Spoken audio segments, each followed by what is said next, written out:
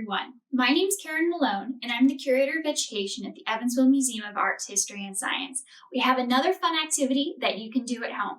Today's activity is pooled string art. You're going to need just a few items. First thing you're going to need is some string, at least one color of paint, but a few is nice, some magazines, and some computer paper. There's a few other items, but we'll get to them in the instructions, and you probably have them close at hand in your house. Now, this activity does involve paint, so it's a little messy. So instead of doing it in the living room, we're going to do it in the kitchen today. Let's head over there and get started. Okay, so the first thing we're going to do is we're going to create what I like to call a paint sandwich. The first thing you're going to need is something heavy like a magazine. So I'm going to put the magazine down,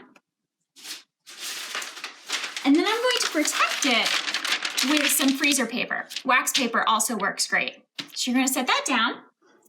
Next, you're going to get your paper, your computer paper, or whatever medium you're going to use to make your string art design. So you're going to put that down, and then we do our string.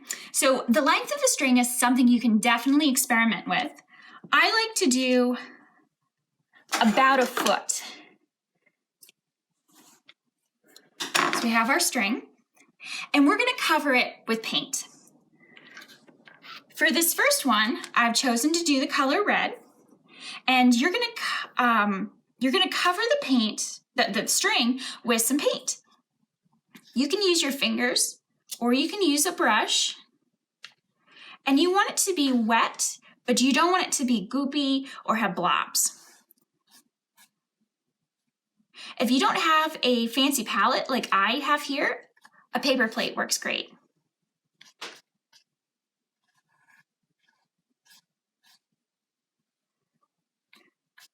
And you're going to want to leave a little bit of an edge without any paint so you can grab the string.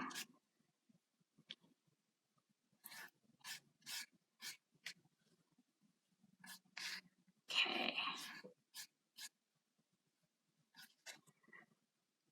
All right.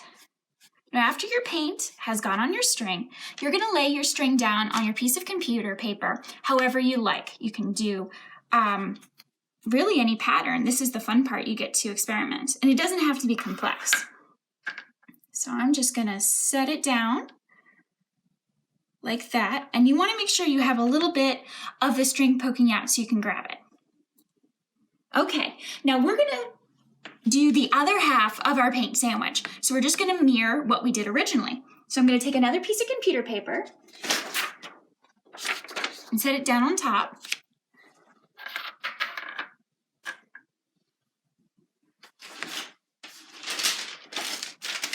Another piece of freezer paper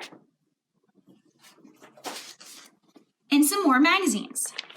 Now you're going to want the weight to be mostly on top. That's going to add the pressure and move the paint from the string to your paper. Okay, here's the fun part. You're going to grab your end of your string while giving light pressure on top of your magazines, and you're going to slowly but firmly pull the string out from underneath your paint sandwich. You don't want to do this super fast because there is a risk you can fling paint behind you, and I don't imagine you're going to want that. Okay. And you don't want to press so hard the string won't come out. Okay, so here's our string. It's now red. And we're going to open up our paint sandwich to see the art we've created.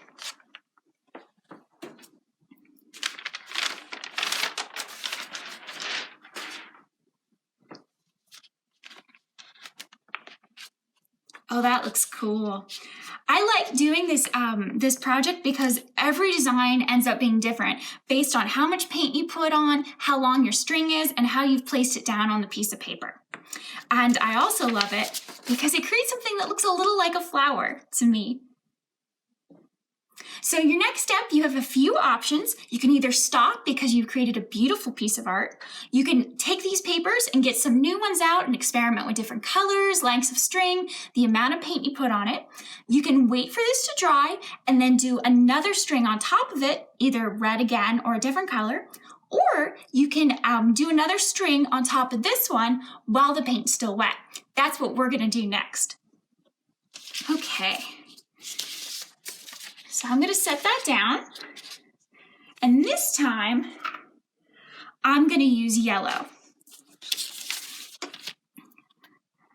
So I'm just gonna use my fingers for this one, and I'm gonna add more paint to this one just to see what will happen.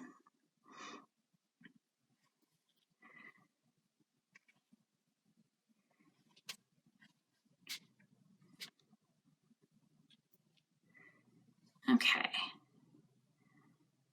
I'm going to take a second and get the paint off my hands.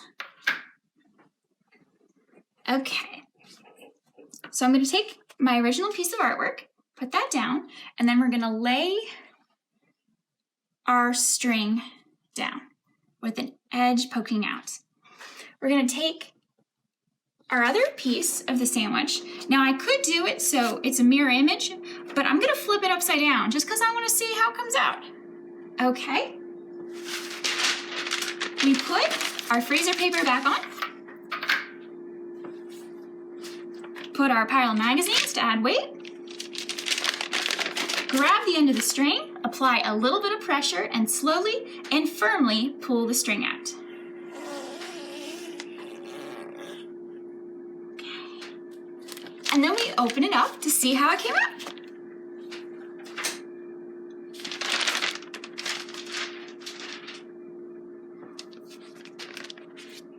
Oh, that turned out nifty. I really like this one. So that's pulled string art. It's really easy, you get some fantastic results, and it's a fun way to experiment with colors, amount of paint you're using, lengths of string, so you can do some experimental creativity too. Please share your results with us at #EvansvilleMuseum. I'd love to see them. Bye!